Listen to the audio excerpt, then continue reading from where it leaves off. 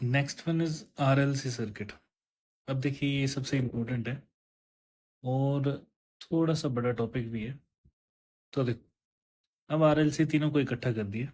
वैसे हमारे पास और भी सर्किट आएंगे, जैसे कि आर और एल का, एल और सी का, सी एंड आर का, आरसी सर्किट, ये सब भी आएंगे।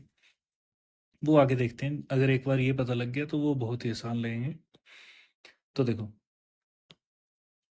तो ये तो अब आपको पता चल ही चुका है कि रेजिस्टेंस एक आर होता है, एक रेजिस्टेंस होता है एक्सएल, एक रेजिस्टेंस होता है एक्स सी। ठीक है, ये सब रेजिस्टेंस है। और ये क्या थे वैसे? ये थे इंडक्टिव रिएक्टेंस। ठीक है, और ये था कैपेसिटिव रिएक्टेंस, मतलब ये रिएक्टेंसेस थे। अब हमारे पास एक नई चीज आने वाली है विच इज कॉल्ड इम्पिडेंस। तो वो Z से डिनोट करते हैं। तो Z इज इक्वल टू, तो पहले मैं फॉर्मूला बता देता हूँ। Z is equal to R square plus XL minus X C का होल स्क्वेयर का होल अंडर रूट। ठीक है, तो एक ये फॉर्मूला है। फिर एक वोल्टेज का, इसी में अगर आप करंट मल्टीप्लाई कर दोगे दोनों साइड, तो ये बन जाता है V is equal to voltage across resistance का square plus voltage across inductor minus voltage across capacitor का होल स्क्वायर का भी होल स्क्वायर। ठीक है, तो यहाँ पे वी टी लिखा हुआ है, वी टोटल है, वो ये है। चलो, ये तो पता लग गया आपको। अभी देख लेते हैं निकलता कैसे है। तो एक्चुअली में होता ये है कि आरएलसी सर्किट में ना तीनों चीज़ें होती हैं, तो तीनों की वजह से ना करंट चलता है। अब हम एक एक करके लाइन में देख लेते हैं। तो Z मैंने आपको फॉर्मूला बता दिया, कैसे निकलता है वो अभी बताता हूँ। तो फिलहाल हम एक चीज़ और देख लेते हैं, वो है करंट, जो कि क्या होना चाहिए, वही I naught sine of omega T plus या माइनस समथिंग, ऐसा ही होगा कुछ, यहाँ डैश करना। तो हमें नहीं पता अभी क्या आने वाला है। तो देखो, ये अकॉर्डिंग टू क्वेश्चन होगा। ठीक है, अब तो तीन टाइप के यहाँ पे सर्किट आपको दिखाई दे सकते हैं। एक होगा जिसमें एक्सएल ज़्यादा होगा और एक्स सी कम होगा। इसका मतलब है कि वोल्टेज अक्रॉस इंडक्टर ज़्यादा होगी, वोल्टेज अक्रॉस कैपेसिटर जो ड्रॉप होगा वो कम होगा। दूसरा होगा जिसमें एक्सएल जो है वो कम होगा और एक्स सी ज़्यादा होगा, तो इसका मतलब वी सी ज़्यादा होगी और वी एल कम होगी। और तीसरा केस होता है V L is equal to, sorry, XL is equal to X C and V L is equal to V C. ये तीन केस होंगे। ये तीसरे वाले को अभी के लिए भुला देते हैं, बचे ये दो केस। ये दो केस लगभग एक जैसे हैं, छोटा मोटा फॉर्मूले में चेंज आता है। ठीक है, तो देखो, अब एक्सएल माइनस एक्सी का मतलब क्या होगा? एक्सएल माइनस एक्सी का मतलब होगा कि इंडक्टर का जो इफेक्ट है वो ज़्यादा है, तो इसको हम बोल देंगे inductive type circuit. Inductive nature ज़्यादा होगी मतलब। ठीक है, ऐसा नहीं है कि कैपेसिटर नहीं होगा, वो भी होगा, लेकिन इंडक्टर का इफेक्ट ज़्यादा देखने को मिलेगा। वैसे ही कैपेसिटर का इफेक्ट यहाँ पे, तो कैपेसिटिव टाइप सर्किट। तो ये दोनों अलग अलग नेचर के होंगे, इंडक्टिव और कैपेसिटिव। ठीक है, अब इन्हीं के अकॉर्डिंग आप करंट की वैल्यू लिखने वाले हो। अब जो करंट आप लिख रहे हो उसमें आई नॉट तो वही रहेगा, साइन ऑफ ओमेगा टी। अब देखो, क्योंकि आपके पास वोल्टेज गिवन है, यहाँ दिख रही है आपको voltage E naught sine of omega T. इसका मतलब फेज कहाँ से शुरू हो रहा है? जीरो से। साइन का फेज जीरो से शुरू हो रहा है। और अब करंट हमें नहीं पता है, तो मैं यहाँ से हटा देता हूँ, वहाँ हम लिखने वाले हैं करंट। अब देखो, फर्स्ट केस है इंडक्टिव नेचर, दिख रहा है वो आपको, ये इंडक्टिव नेचर। इंडक्टिव नेचर में क्या होगा?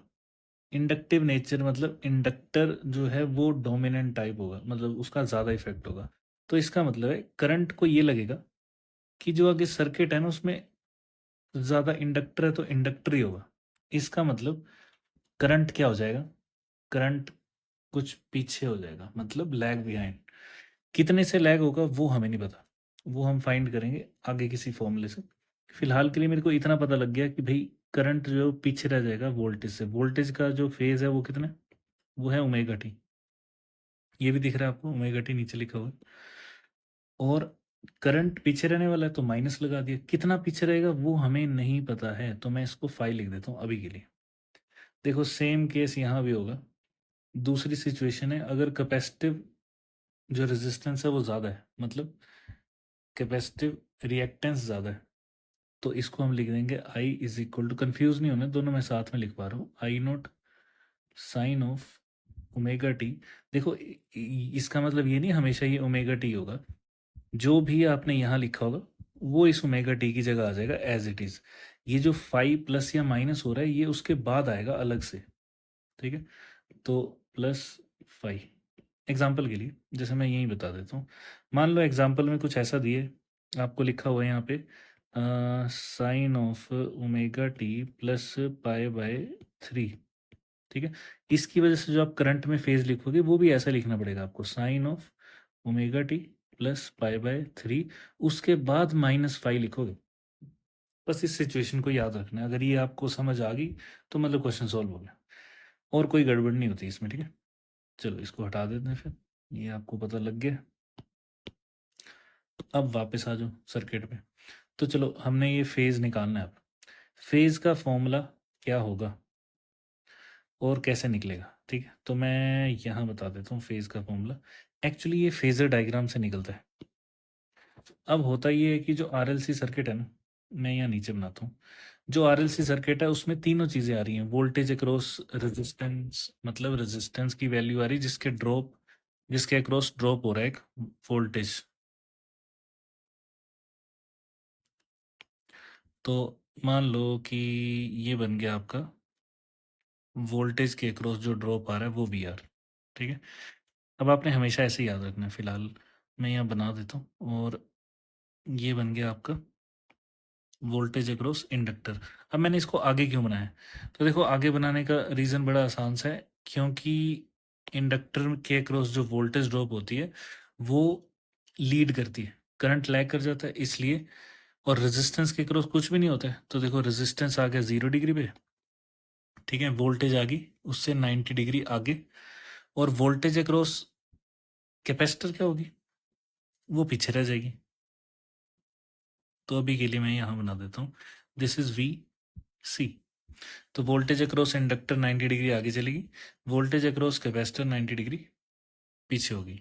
किससे, वोल्टेज अक्रॉस रेजिस्टेंस से, क्योंकि रेजिस्टेंस कोई चेंज नहीं लाता है, तो हम इसको -90 भी लिख सकते हैं, तो -90 डिग्री पे तो पीछे है। बस ये कहने का मतलब है।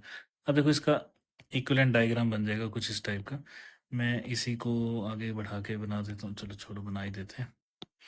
तो ये बन गया आपके पास यहाँ से यहाँ तक, वी आर वैसे ही रहेगा, वी आर में कोई चेंज नहीं आएगा, लेकिन वेक्टरली ये दोनों आपस में माइनस हो जाएंगे क्योंकि अपोजिट डायरेक्शन में, तो माइनस कर देता हूँ। तो यहाँ पे माइनस होने के बाद लेट सपोज इतना सा बच गया, which is V L minus V C. तो ये कौन सी सिचुएशन है, जब वी एल बड़ा होगा, ठीक है। सेम केस मैं दोबारा ले लेता हूँ, वी सी बड़ा होगा जब, तो वी सी बड़ा होगा तो क्या होगा, जब वी सी ज़्यादा होगा तो ये जो ग्राफ है वो ऐसा बनेगा। तो मैं यही बना रहा हूँ, आपने इसको अलग से नोट कर लेना, वी आर, तब ये नीचे को आ जाएगा माइनस होने के बाद, जब ऑब्वियसली वी सी बड़ा होगा। तो यहाँ लिख देंगे हम V C minus V L, तो इसको भी यहीं लिख देते हैं, दोनों के साथ में चलेंगे तो ज़्यादा चलेगा। तो ये आ गया यहाँ पे। तो अब आपको पता है ये वाला कौन सा केस है जिसमें एक्स एल ज़्यादा था और एक्स सी कम था, तो एक्स एल ज़्यादा एक्स सी कम, और ये कौन सा केस है जिसमें एक्स सी ज़्यादा है और एक्स एल कम। अब अगर आप ध्यान से देखोगे तो यहाँ पे वेक्टर का एक रिजल्टेंट बनेगा जिसको हम बोल देंगे नेट वोल्टेज वी टी। ऐसे ही यहाँ एक नीचे की तरफ बनेगी, ये बन गई आपकी वोल्टेज वी टी, ठीक है। यहाँ एक नई चीज़ आएगी विच इज़ अल्फ़ा या फाई, तो अभी फाई लिख देते हैं, हमने ऊपर फाई लिखा है इसलिए मैं फाई लिख रहा हूँ। तो देखो एक में फाई नेगेटिव है एक में पॉजिटिव है, ठीक है। तो इसमें फाई ऊपर की तरफ है तो मतलब वोल्टेज आगे ही निकल रही है क्योंकि होनी भी चाहिए, तो करंट क्या होगा पीछे, तो देखो इस सर्किट में करंट पीछे हो गया कितना 5, ये 5 यहां से निकलेगा। अब देखो 5 कितना होगा, तो 5 अगर आपने यहां से नोट करना है तो मैं 10 5 लिख देता हूँ।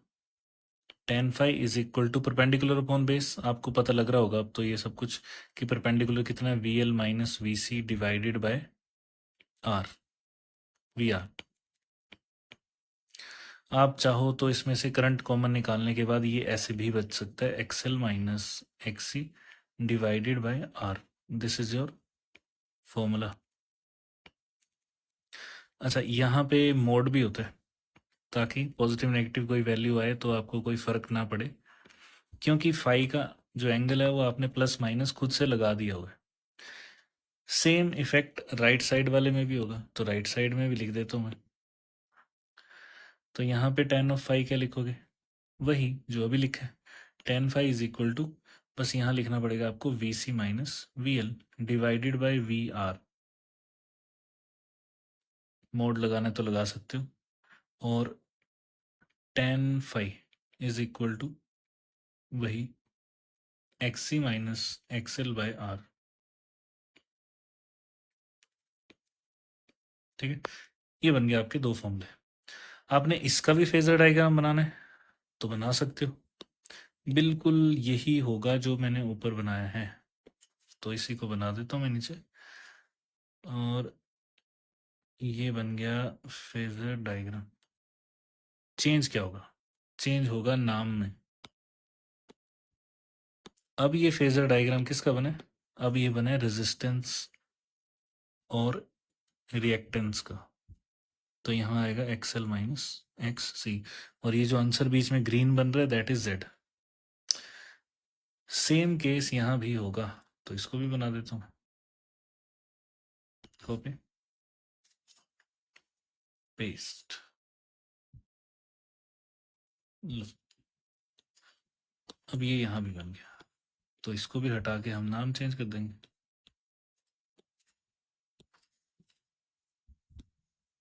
This is your R resistance, देखो आई नॉट कॉमन निकाली इसलिए ऐसा हो रहा है, x C minus X L. ठीक है, और ये जो बनेगा वो है जेड। तो इसका मतलब यहाँ से जेड का फॉर्मूला भी आ गया। देखो यही है वो जेड का फॉर्मूला जो आपने पहले भी लिखा था, जेड इज इक्वल टू, दोनों तरफ से देखोगे तो सेम ही बनेगा, R square plus XL minus XC का होल स्क्वेयर। तो होल स्क्वेयर है इसलिए आपको इसको पलटने की जरूरत नहीं है, सेम दोनों के लिए याद रख लेना। ठीक है, तो दोनों केसेस में जेड आ गया। अगर आप इसी में वोल्टेज का फॉर्मूला बनाना चाहो तो वो भी बन सकता है, ये देखो ऊपर वाली डायग्राम में। ठीक है, तो जो ये वाली डायग्राम है इससे आप वी टी का फॉर्मूला बना सकते हो, जो कि आपको मैंने पहले ही बता दिया था। आप चाहो तो इसी जेड में आई नॉट मल्टीप्लाई करके नया वी टी का फॉर्मूला बना सकते हो, जो कि बन जाएगा V T is equal to V R का square plus V L minus V C या V C minus V L, doesn't matter. तो मैं इसमें मल्टीप्लाई कर रहा हूँ, तो ऐसे मत सोचना कि ये मैंने राइट साइड वाले केस का लिखा है, ऐसा कुछ नहीं है। इसी को मैंने वोल्टेज के साथ भी लिख दिया, तो ये आ गया और साथ में आ जाएगा under root. This is your voltage का फॉर्मूला, जेड आ गया, वी आ गया। अब आते हैं वापस, तो देखो हमारे पास ना फाई आ गया। अब मेरे को दो ही तो चीज़ें चाहिए यहाँ पे, क्या क्या, एक चाहिए फाई और एक चाहिए आई नॉट, फाई आई नॉट, तो लिख देता हूँ फाई। तो अब ये इक्वेशन, क्योंकि फाई का एक फॉर्मूला है जो कि है tan inverse of XL minus X C divided by R और इसका मोड, और यहाँ पे भी मैं लिख ही देता हूँ जिसकी ज़रूरत है नहीं मेरे ख्याल से, phi is equal to tan inverse of X C minus XL divided by R का मोड, ये बन गया फाई। चलो एक चीज़ आ गई, जब वैल्यूज़ होंगी तो हमारे पास थोड़ा अच्छा लगेगा आंसर। ठीक है, अब आते हैं आई नोट पे। आई नोट का फॉर्मूला आपको मैंने बड़ी बार बता दिया, वो बहुत ही सेम है और बहुत ही आसान है, E naught by resistance of circuit. अब रेजिस्टेंस ऑफ सर्किट क्या है, दैट इज जेड। जेड का जो वैल्यू आपने अभी अभी लिखी है वही वाली आपने यहाँ पे लगा देनी, तो वो बन जाएगा। ये दोनों के लिए वैलिड है, इसके लिए भी और इसके लिए भी, इसमें कोई फर्क नहीं होगा, तो आई दोनों के लिए सेम होगा। तो देखो सब कुछ आ गया, इसमें और कुछ खास नहीं पूछा होता है, यही दिया होता है सब कुछ और यही आपको फाइंड करना होता है। मेनली आपको बस करंट बनाना होता है किसी तरह ये वाला, अगर वोल्टेज दिए तो, ठीक है। अब जो चीज़ बची है वो है voltage across inductor, capacitor and resistance, ठीक है। इन सब के अक्रॉस वो निकालना है। अब हमें पता लग गया करंट, करंट पता लग गया, अब हम वोल्टेज फाइंड कर सकते हैं। तो मैं यहाँ लिख देता हूँ अगले पेज पे।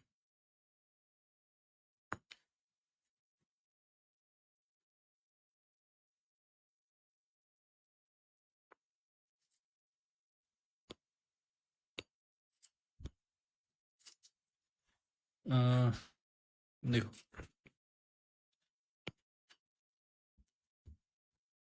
हमारे पास करंट की वैल्यू क्या आ गई, I is equal to I naught sine of omega T. अब यहाँ भी केस बनाने पड़ेंगे, तो एक केस लेके चल रहा हूँ मैं, फर्स्ट वाला, दूसरा आप अपनी मर्जी से लिख सकते हो, ठीक है। देखो, एक्सएल बड़ा है एक्सी से, ये वो वाला केस है। तो आई की वैल्यू आई थी आपके पास, एल बड़ा था तो करंट पीछे होगा -5। फाई की वैल्यू अकॉर्डिंग टू क्वेश्चन आ जाएगी जब वैल्यूज दी होंगी हमारे पास, ठीक है। अब थोड़ा और आगे चलते हैं, करंट आ गया, अब मेरे को निकालनी है वोल्टेज अक्रॉस रेजिस्टेंस। तो वोल्टेज अक्रॉस रेजिस्टेंस, अभी जो वोल्टेज अक्रॉस, ये देखो, इसको क्या लिख सकता हूँ मैं, इसको लिख सकता हूँ मैं I as a function of time. अब जो वोल्टेज आप लिख रहे हो ना वो भी यही है, voltage as a function of time. तो इसका मतलब है आपको लिखना पड़ेगा I as a function of time into R, which is equal to, ये पूरा का पूरा पुट करना पड़ेगा, आई नॉट इंटू आर, यहाँ मल्टीप्लाई हो जाएगा, ऑब्वियसली मैग्नीट्यूड मैग्नीट्यूड से मल्टीप्लाई होगा, फेज एज इट इज़ वहाँ लग जाएगा जो उसका बनने वाला होगा। पर प्रॉब्लम ये है कि, प्रॉब्लम तो नहीं है वैसे, ये अच्छी बात है कि रेजिस्टेंस के अक्रॉस कोई फेज चेंज होता ही नहीं। तो जब कोई फेज चेंज नहीं होता है तो इसका मतलब है कि क्या नहीं होगा, यहाँ पे भी कोई फेज चेंज दिखाई नहीं देगा। जिस फेज पे करंट होगा उसी फेज पे वोल्टेज अक्रॉस रेजिस्टेंस भी होगी, क्योंकि मैंने आपको बताया था कि वो सिर्फ इलेक्ट्रॉन्स के फ्लो को अपोज करता है, इंडक्टर और कैपेसिटर की तरह क्या फ्लो नहीं, क्या अपोज नहीं करता है, चेंज इन करंट या चेंज इन वोल्टेज को अपोज नहीं करता है। चेंज इन करंट कौन अपोज करता है, इंडक्टर। चेंज इन वोल्टेज कौन अपोज करता है, कैपेसिटर, ठीक है। तो अब आपको ये याद रखना है, क्योंकि ये याद होना ही चाहिए। आपको ये भी याद होना चाहिए कि जब वो सिंगल सिंगल लगे होते हैं तब किसको अपोज करेगा, तो भी आपको पता होगा किस चीज को अपोज कर सकता है वो, अगर सिंगल सिंगल लगे होते हैं तभी वो अपोज करता है। और कितना अपोज करता है, लीड लैग कितना करवाता है, मेरा कहने का मतलब वो था, तो वो करवाता है 90 डिग्री का फेज शिफ्ट। चलो वापस आ जाओ, अब वी आर हो गया, next one is V L, voltage across inductor, ये भी वही है, आई टाइम में, तो ये भी टाइम में ही होगा, वी एल भी टाइम में ही आने वाला है। मैग्नीट्यूड पूछा होगा तो आपके पास ये मैग्नीट्यूड का आंसर यहाँ होगा, ठीक है। तो वैल्यूज के साथ ये थोड़ा अच्छा लगेगा, अभी अच्छा नहीं लगेगा। अब वोल्टेज अक्रॉस इंडक्टर क्या होगी, करंट इंटू रेजिस्टेंस, रेजिस्टेंस किसका, इंडक्टर का। अब ओनली इंडक्टर की बात हो रही, इसलिए इंडक्टर का ओनली रेजिस्टेंस आया, ना कि जेड आया। तो यहाँ लिख दोगे आई नॉट इंटू एक्सएल, और बाकी फेज को पीछे लिख देते हैं, साइन ऑफ ओमेगा टी -5। देखो, करंट का फेज आना ही आना है, चाहे वहाँ जाओ जो मर्जी चेंज बनो, वो आना ही आना है। उसके साथ क्या आएगा, उसके साथ आपको बताएगा ये इंडक्टर। अब इंडक्टर में वोल्टेज क्या होती है, लीड करती है कि लैग करती है, ऑब्वियसली इंडक्टर में जो करंट है वो पीछे रह जाता है और वोल्टेज आगे निकल जाती है, या दोनों में से कोई एक बोलना है, ठीक है। तो वोल्टेज आगे निकालनी है, कितना आगे निकालनी है, π/2। क्यों, क्योंकि अब सिर्फ इंडक्टर की बात हो रही है, तो कर दो आगे, तो प्लस π/2, बस ये फाइनल आंसर है। लास्ट बच गया आपके पास V C, V C is equal to I T into X C. तो आप क्या किया करो कि साथ साथ में ना बोलते रहा करो, जैसे मान लो आपने एक बार वीडियो देखी, दोबारा से जब आप इस वीडियो को देख रहे हो या रिवाइज कर रहे हो तो साथ में बोलना है, मेरे लिखने से पहले बोल देना है, ताकि आपको पता लगे कि सच में आपको पता था भी कि नहीं पता था। और मैं फिर से बता रहा हूँ कि पढ़ने का सिर्फ एक ही तरीका होता है, हाथ से लिख के देखो। जब तक आप लिख के नहीं देखोगे कभी आंसर नहीं आने वाला, कभी भी नहीं, ठीक है, चाहे आप जितने मर्जी 30 मार्क हो। चलो आगे देखो, next one is I naught into X C, बचा क्या, sine omega T minus five. Current का फेज पूरा का पूरा एज इट इज आना ही आना है, ये देखो यहाँ पे लगा हुआ है, माइनस फाइव तक सब कुछ सेम है। चेंज जो आएगा वो अब आएगा, क्या चेंज आएगा, अब यहाँ कैपेसिटर है, कैपेसिटर वोल्टेज को क्या करता है, लैग करवा देता है, तो ये पीछे रह गया, क्योंकि हम कैपेसिटर की वोल्टेज ही लिख रहे हैं हम। तो this is your final values, इसके अलावा कुछ नहीं होता है, ठीक है। और सॉरी, एक चीज़ और होती है, दैट इज पावर फैक्टर, तो वो मैं यहीं लिख देता हूँ, पावर फैक्टर।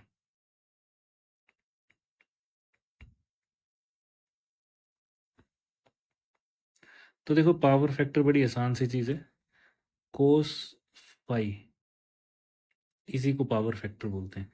वैसे इसकी वैल्यू आर बाय जेड होती है, अगर आप फेजर डायग्राम से देखोगे तो ये फॉर्मूला बनेगा, ठीक है। तो उसी फेजर डायग्राम से बने जिससे ये हमने फाई की वैल्यू निकाली थी। तो देखो कोस फाई का है, नीचे चला गया शायद, ये देखो कोस फाई क्या होता है, base upon hypotenuse, this is base, this is hypotenuse, और अगर आपने जेड के फॉर्म में तो आर बाय जेड, ठीक है। इसलिए ये फॉर्मूला कोस फाई का ऐसा है। तो बस हो गया पावर फैक्टर कोस फाई। अब जो आपको बोला होगा वो आप लिख सकते हो। और कोस फाई में आपको फाई की वैल्यू नहीं निकाल देनी, फाई की वैल्यू आपने टेन से ही निकालनी है, ठीक है, वो इसी के यूज से निकालनी है। हाँ, कभी कोस पावर फैक्टर ही दे दिया होगा तो आप फाई की वैल्यू वहां से भी फाइंड कर सकते हो। फॉर एग्जाम्पल, जैसे बोला कि जो पावर फैक्टर है इस सर्किट का दैट इज 1/2, तो क्या लिखोगे, तो आप लिख दोगे cos phi is equal to 1/2, मतलब base upon hypotenuse is 1/2 which is R by Z. इसका मतलब आर और जेड की वैल्यू आपको पता लगी, और फाई का भी पता लग गया, phi is equal to cos inverse of, phi is equal to कितना लिया था हमने, 1/2, तो phi is equal to cos inverse of 1/2। तो ये बन जाएगा, अब बताओ 1/2 कब होता है कोस, 30 पे कि 60 पे, तो 30 पे तो साइन होता है, तो 60 पे ये होगा, दिस इज आंसर। बस तो ऐसे निकालना होता है। अब हम एक क्वेश्चन करके देखते हैं।